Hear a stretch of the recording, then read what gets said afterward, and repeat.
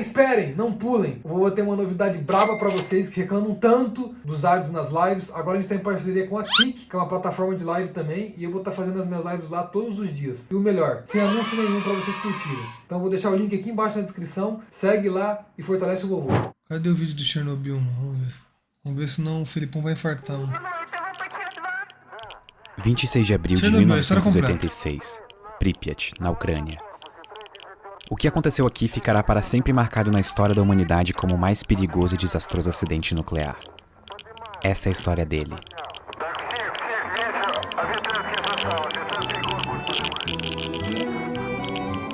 Cara, sabia que o negócio de Chernobyl aconteceu no dia do meu aniversário?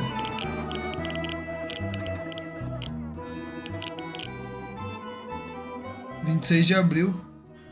Em 1970, a usina nuclear Vladimir Ilyich Lenin, popularmente conhecida como Chernobyl, começou a ser construída. Naquela época, a União Soviética estava implementando seu programa nuclear, e a usina de Chernobyl era a 9ª usina a ser construída. As primeiras usinas nucleares foram feitas no final da Segunda Guerra Mundial, mas elas eram usinas de testes e pesquisas científicas.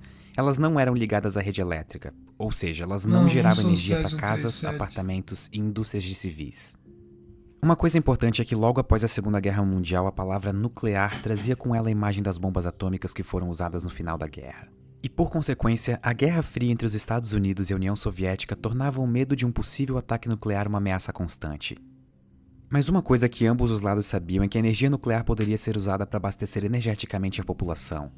Na época, a União Soviética possuía uma vasta extensão territorial, só que com isso surgia um problema de demanda energética e de recursos econômicos. Algumas áreas eram mais afetadas que as outras, e como uma maneira de tentar levar esses recursos às áreas que precisavam, o programa nuclear soviético começou. Em 1951, a primeira usina nuclear conectada à rede elétrica do mundo... meu Deus.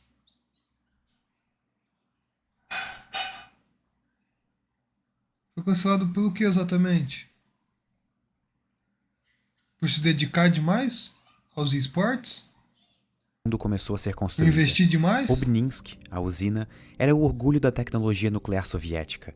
Era a promessa de gerar energia de maneira eficiente e um símbolo de o quão avançada a ciência soviética era.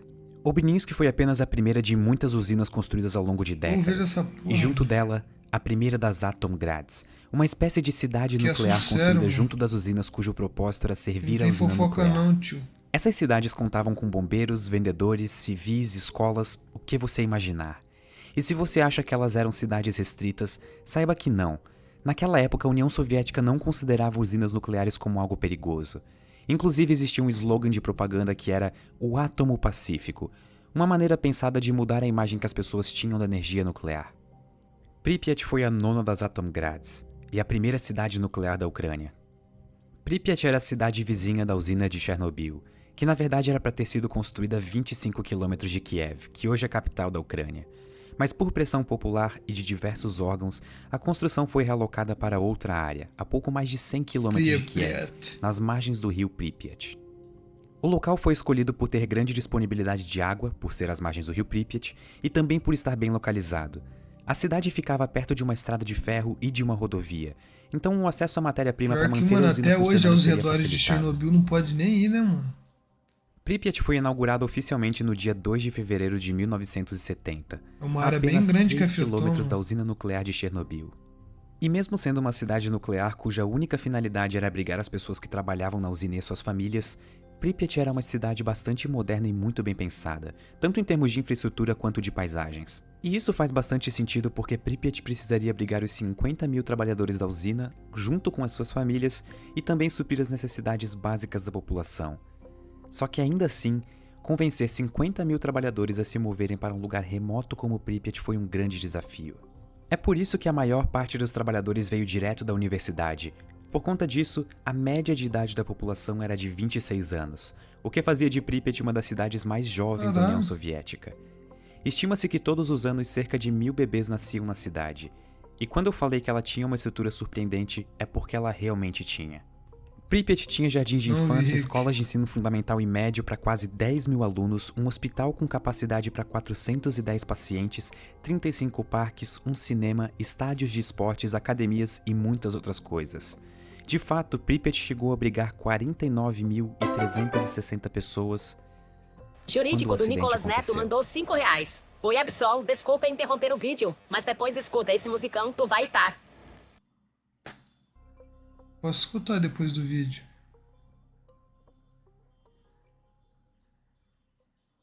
Só Mas existe esse é um uma vídeo coisa premium, pior do que um mano. Fiel acidente pediu nuclear. muito, tá ligado? Um acidente nuclear evitável.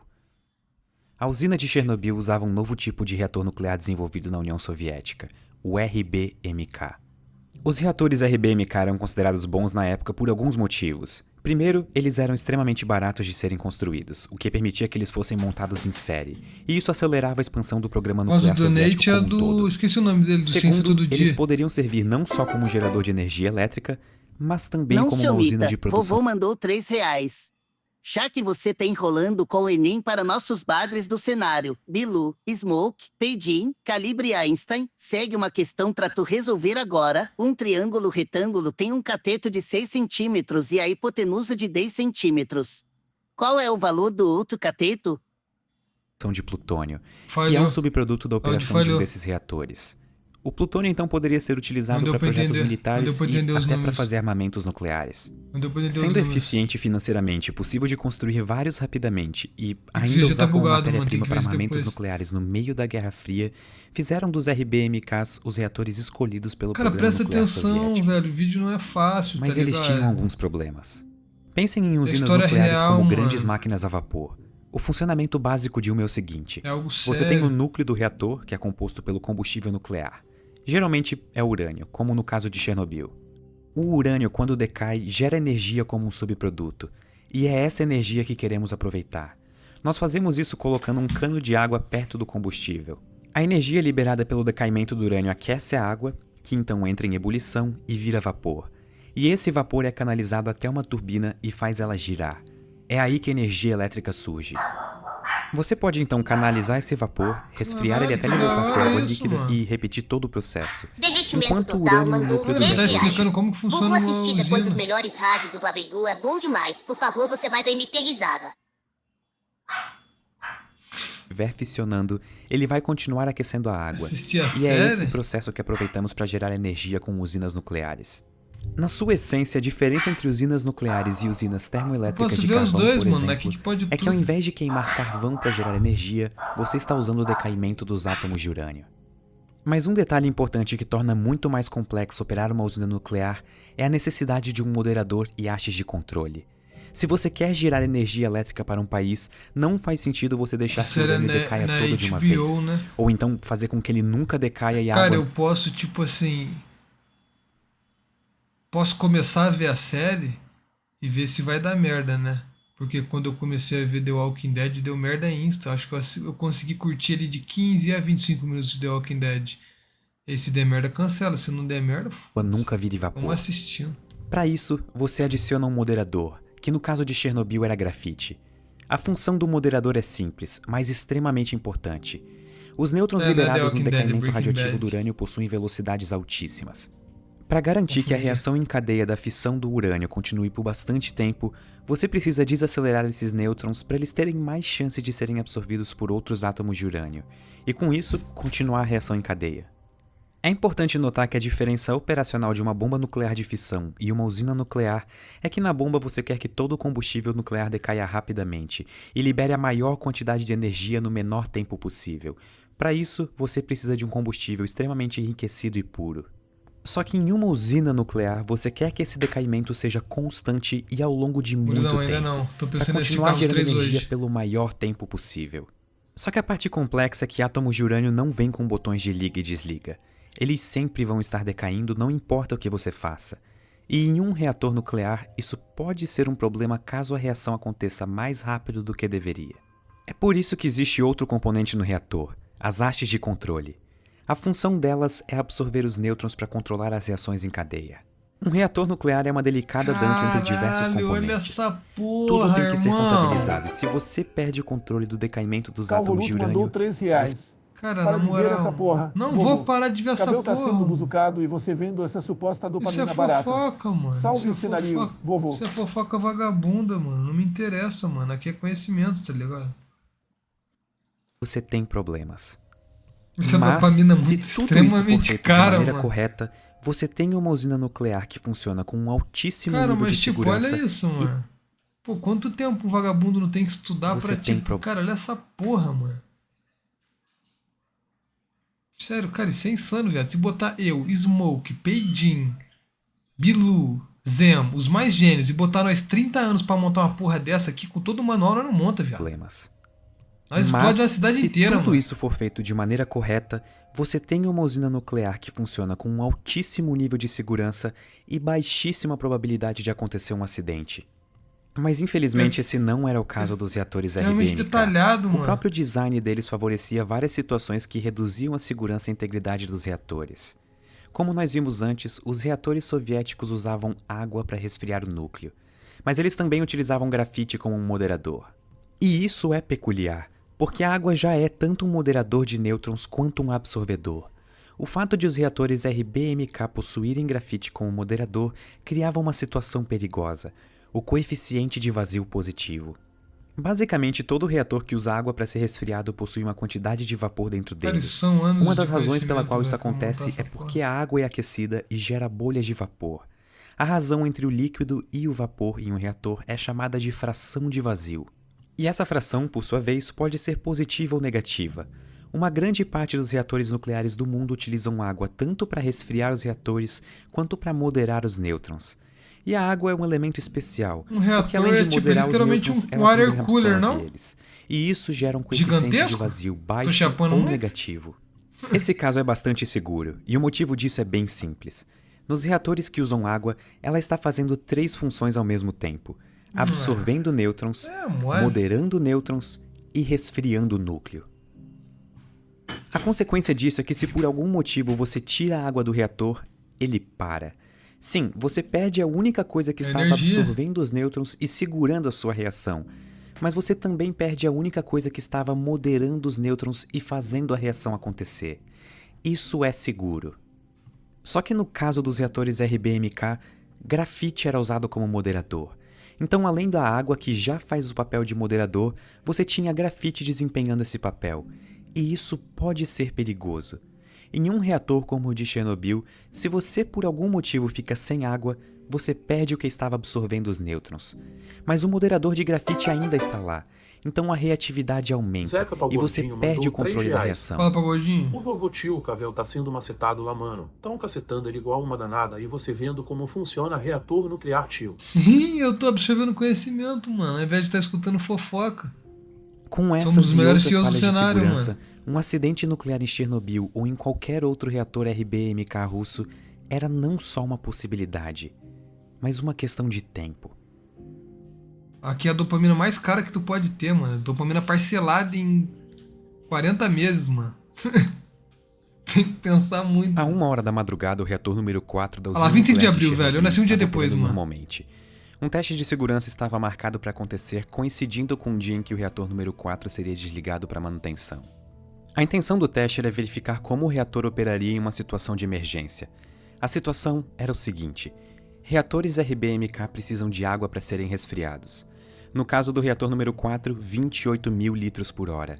Essa água toda era bombeada por bombas de água, mas elas precisam de eletricidade para funcionar, que curiosamente era alimentada pelo próprio reator. Então, se ele parasse de funcionar ou houvesse alguma situação emergencial em que a energia elétrica fosse perdida, a usina tinha 3 geradores de diesel à disposição. O problema é Mano, que esses tipo geradores assim, levavam de essa usina, ela é complexa pra caralho ou só parece complexa? 60 Pra químicos, tem químicos no chat?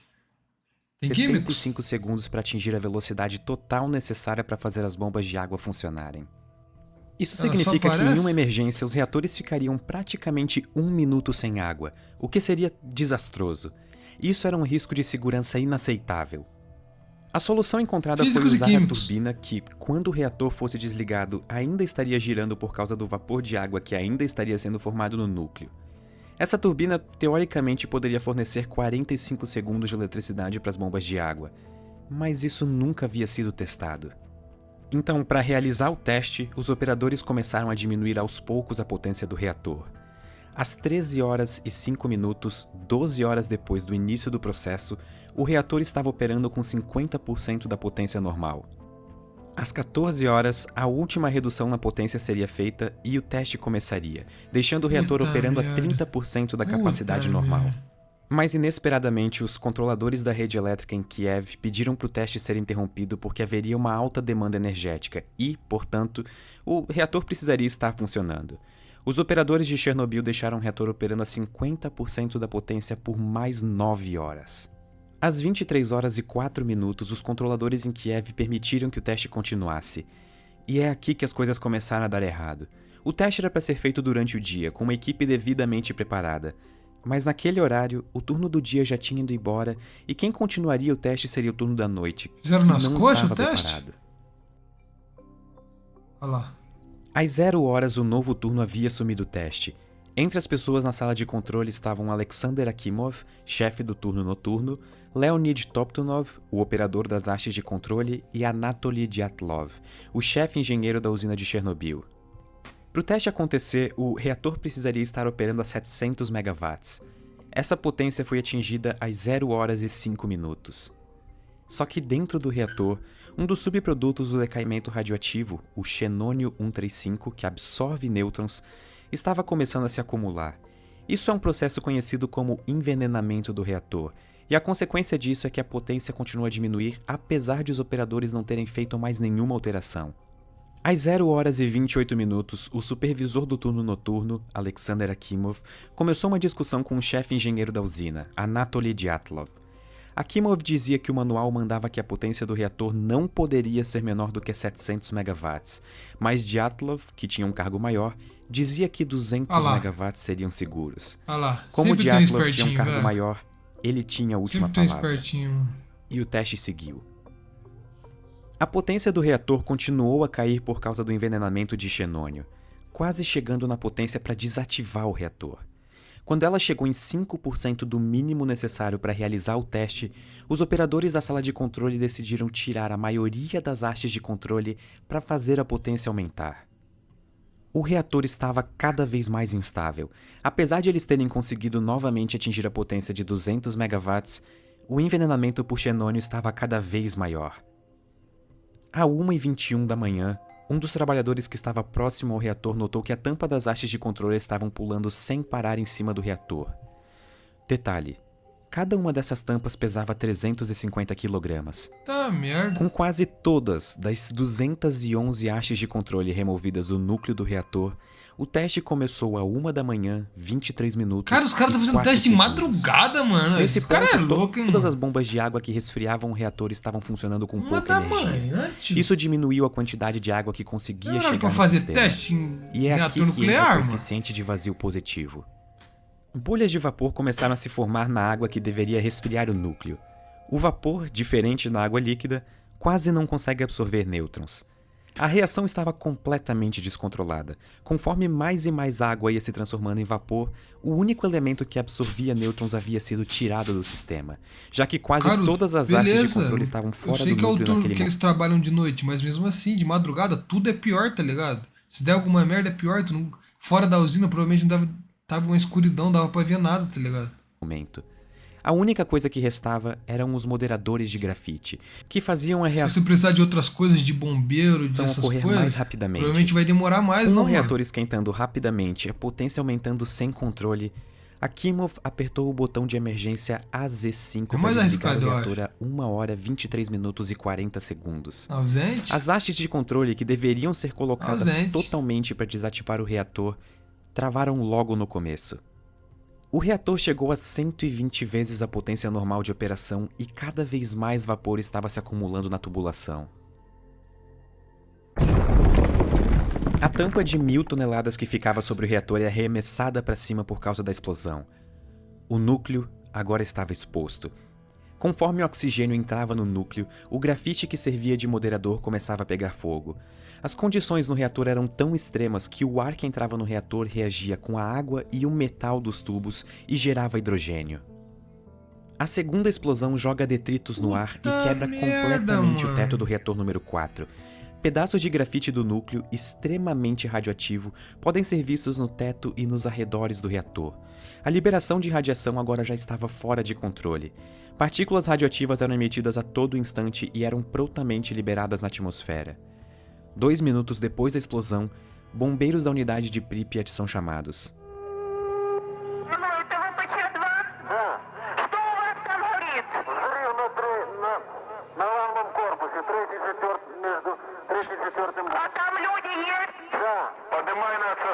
Bombeiro Um dos for primeiros ajudar, bombeiros ficaram a chegar no fudido, local mano. foi Vassily Ignatenko.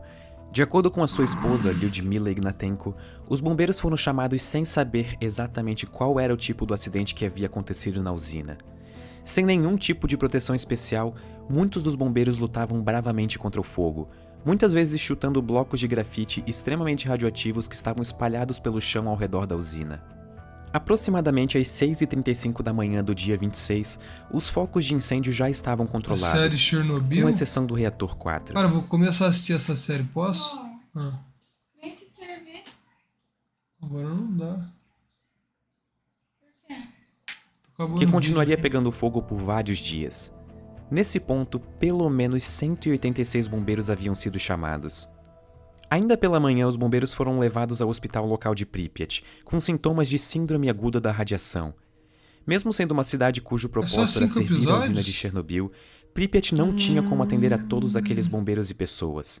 As roupas que eles usaram estavam contaminadas e emitiam grandes doses de Série radiação. Chernobyl, dia 28 Elas às foram 20. Tá tiradas e marcado aí já. jogadas no subsolo do hospital, e elas continuam radioativas até hoje.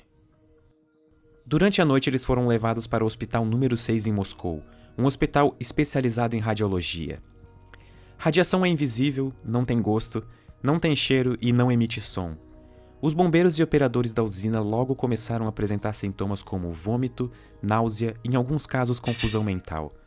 Dependendo da dose de radiação absorvida pela pessoa, esses sintomas podem aparecer após horas ou dias. No caso de alguns bombeiros e operadores de Chernobyl, isso aconteceu em minutos.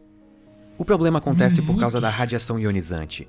Ela consegue tirar elétrons dos átomos, e uma das consequências disso é a alteração do DNA das células. Como resultado, elas não conseguem mais funcionar corretamente. As proteínas necessárias para o funcionamento das suas células param de ser sintetizadas. As células que compõem o seu corpo começam a morrer. A Lyudmila Ignatenko conta que, ao chegar no hospital número 6 em Moscou, ela ficou surpresa com a condição do marido, Vassily Ignatenko. Ele parecia estar bem, como se até estivesse melhorando e saudável. Mas infelizmente, ele e os outros bombeiros estavam na fase latente da síndrome aguda da radiação. Apesar de parecerem estar melhorando, dentro dos seus corpos as células da medula óssea estavam morrendo. Com isso, o seu corpo para de produzir as células do sangue, entre elas os glóbulos brancos que servem como a nossa proteção contra infecções. Com um organismo extremamente debilitado e sistema imunológico praticamente inexistente, começa a próxima fase da síndrome aguda da radiação. Nela, os sintomas anteriores podem voltar: vômito, náusea. Mas o que realmente marca essa fase é que os últimos glóbulos brancos do seu sangue começam a morrer. E eles não são repostos porque a sua medula Morre sem óssea ver, não sem funciona nada. mais. Só morre, E foda-se. sem plaquetas para ajudar na coagulação, o corpo começa a sofrer com hemorragias. O seu sistema digestivo para de funcionar e você não consegue mais comer.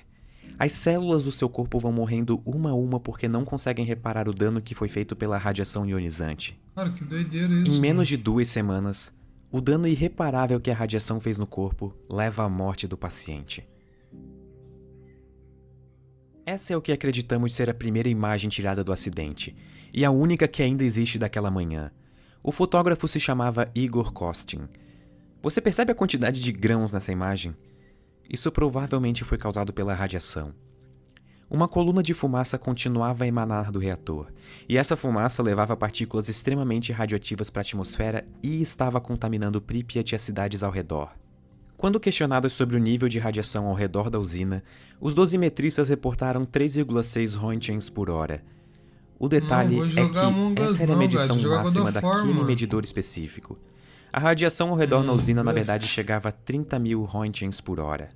Mesmo sabendo que 3,6 era o valor máximo daquele medidor, o chefe... Mano, calma, vou pegar comida, tô com muita fome, velho. Bora. O chefe da usina, Viktor Byukhanov, reportou a Moscou que o acidente foi pequeno e estava sob controle. Só que, de verdade, ele estava fora de controle.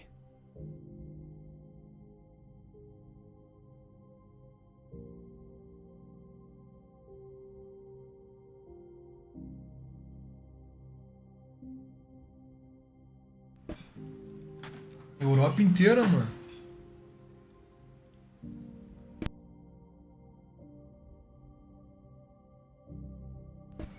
Caralho, chegou no Japão?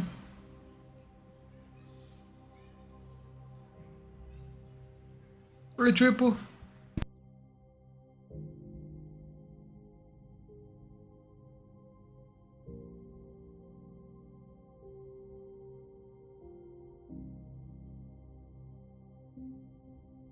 E de acordo com as notas pessoais escritas por Nikolai Karpan, um dos homens que trabalhou na contenção do acidente, ainda na manhã do dia 26 as autoridades soviéticas já sabiam da dosagem de radiação na cidade e já poderiam ter evacuado a população.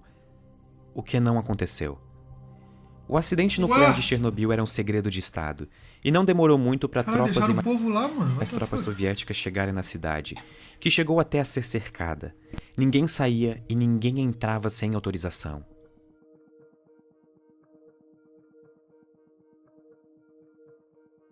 A evacuação só começou na tarde do dia 27 de abril, depois de as autoridades soviéticas não falarem nada para os residentes de Pripyat por praticamente 36 horas.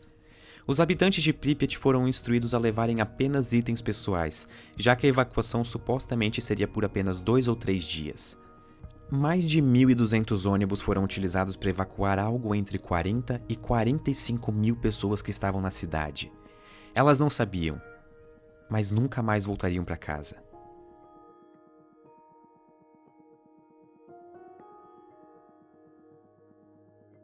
Enquanto isso, o reator exposto continuava a emitir partículas extremamente radioativas na atmosfera. Diferente de um incêndio, um derretimento nuclear não pode ser apagado com água. Átomos de urânio não param de fissionar. A única maneira de impedir a reação em cadeia é colocando alguma coisa para absorver os nêutrons liberados. Às 10 da manhã do dia 27, um domingo, os primeiros helicópteros começaram a jogar uma mistura de areia e boro no reator exposto. O desafio era conseguir acertar o reator. Os pilotos não podiam sobrevoar ele por causa dos níveis de radiação. Vários improvisaram uma proteção de chumbo nos próprios assentos dos seus helicópteros. E no decorrer de 5 dias, 5.000 toneladas foram jogadas no núcleo. Infelizmente, a maior parte desse material não acertou o alvo, e o núcleo continuou a aquecer. Conforme o núcleo aquecia, a alta temperatura transformava concreto, urânio, areia e qualquer outra coisa que entrasse no caminho em córium, uma espécie de lava que na verdade é a mistura extremamente quente do que sobrou do núcleo derretido. Embaixo da usina existia um reservatório de água, e existia uma preocupação de que se o córium chegasse até ele, uma nova explosão aconteceria e liberaria ainda mais radiação na atmosfera. 3 trabalhadores de Chernobyl se voluntariaram para entrar na usina, mergulhar na água contaminada e manualmente abrir as válvulas para tirar a água do reservatório. Não era esperado que eles voltassem. A missão foi um sucesso e eles conseguiram encontrar a válvula. Os riscos subsequentes de mais uma explosão foram eliminados por esses 3 indivíduos. E, surpreendentemente, ao contrário do que foi amplamente divulgado, todos os 3 sobreviveram. Caralho! E 2 deles vivem até hoje. Caralho, os caras foram No período corajosos, imediato hein, de mano? novas explosões eliminado, ainda restava um problema: o núcleo do reator. O teto do reator número 4 foi destruído com a explosão, e por isso o núcleo ainda estava exposto, continuando a contaminar as redondezas. Para acabar de vez com esse problema, uma solução prévia foi pensada: construir uma estrutura, uma espécie de sarcófago, que selaria o reator do ambiente ao redor. Mas para começar a construção, os arredores do reator ainda precisavam ser limpos para ficarem mais seguros para os trabalhadores. A explosão colocou aproximadamente 100 toneladas de detritos radioativos no teto da usina. A única maneira de tornar possível a construção do sarcófago seria limpando esses detritos antes. No começo, as autoridades soviéticas tentaram usar robôs para limpeza. Um deles era uma versão modificada dos robôs do Programa Espacial Soviético, construídos para serem operados na Lua. Em um momento, até um robô especial alemão chegou a ser utilizado. Mas tinha um problema: os robôs paravam de funcionar por causa da radiação. Ou a radiação acabava com os circuitos eletrônicos dos robôs, ou eles ficavam presos nos destroços. Era uma situação delicada. Em um estágio do processo, chegou-se à conclusão de que os melhores robôs que existiam eram seres humanos. Os chamados biorobôs. Pessoas tiveram que fazer o trabalho que nem robôs conseguiam fazer. Eles faziam parte de um grupo conhecido como liquidadores, cuja função era ajudar na contenção e recuperação das áreas afetadas pelo acidente. Vestidos com roupas especiais, eles usavam pás e só podiam ficar de 40 a 60 segundos no telhado do reator removendo destroços. No final desse intervalo, eles eram pagos e enviados para casa. No final do processo de limpeza dos telhados, apenas 10% foi feito por robôs. 90% dos destroços foram retirados por seres humanos. Ao todo foram necessárias quase 5.000 pessoas para o serviço. Os trabalhadores receberam, em média, 5 vezes a dose de radiação que uma pessoa recebe em um ano nesses 40 segundos no telhado. E foram eles que permitiram o início da construção do sarcófago. Enquanto o sarcófago era construído, um dos maiores feitos de engenharia do século, helicópteros dispersavam pelas áreas afetadas uma solução cujo propósito era fixar as partículas radioativas no solo. Esse solo seria cavado e colocado em outros lugares, descontaminando a região. Todas as estruturas da cidade, incluindo prédio, ruas e o próprio chão, tiveram que ser descontaminados. Nada entrava ou saía da cidade sem antes receber uma meticulosa inspeção em busca de contaminação radioativa.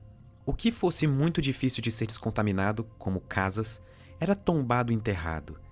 Mais de 600.000 pessoas trabalharam ao longo dos meses seguintes ao acidente na descontaminação das áreas afetadas. Todos os veículos, incluindo helicópteros e tratores, ou foram enterrados ou permanecem em um pátio abandonados. Eles nunca poderão sair da cidade, embora vários deles ainda funcionem, por causa das partes extremamente radioativas. Eles estão contaminados. Dizem que em uma guerra são os vencedores que escrevem a história. Só que no caso de Chernobyl, não existem vencedores para escrever essa história. O mundo inteiro perdeu. Antes uma cidade que abrigava 50.000 pessoas, hoje Pripyat é uma amarga lembrança de um dos episódios mais desastrosos da história. Uma cidade completamente abandonada, em que muitos dos locais estão exatamente como foram deixados no dia 27 de abril de 1986. É difícil de estimar exatamente o número de casualidades decorrentes do acidente. O número oficial divulgado pelas autoridades soviéticas é 31, e esse número é mantido desde 1986. Mas esse número só engloba os trabalhadores e bombeiros que pereceram diretamente como decorrência do acidente. Embora seja difícil de contabilizar as pessoas afetadas no longo prazo, algumas estimativas colocam esse número na casa dos 4.000. Outras, organizadas por grupos de sobreviventes, instituições científicas e ambientais, sobem esse número para 93.000. Mas essa não é a única consequência do acidente. Existe um país pequeno chamado Bielorrússia, com uma população de 10 milhões de pessoas. 123 mandou R$3. Vovó Code sendo especulado na PEN e tu vendo o vídeo. Terceiriza isso aí.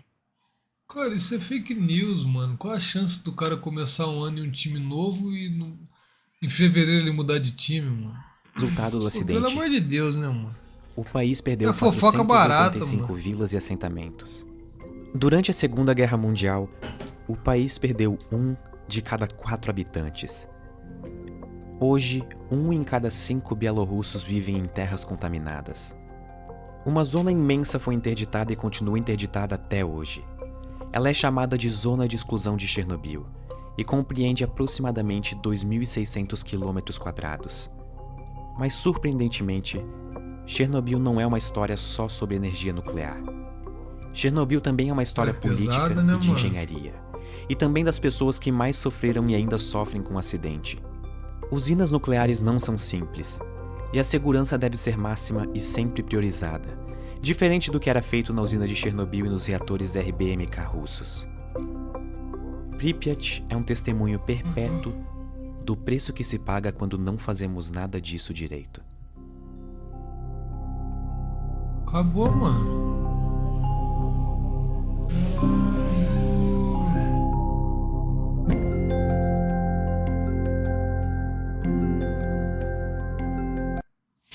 Trazer a série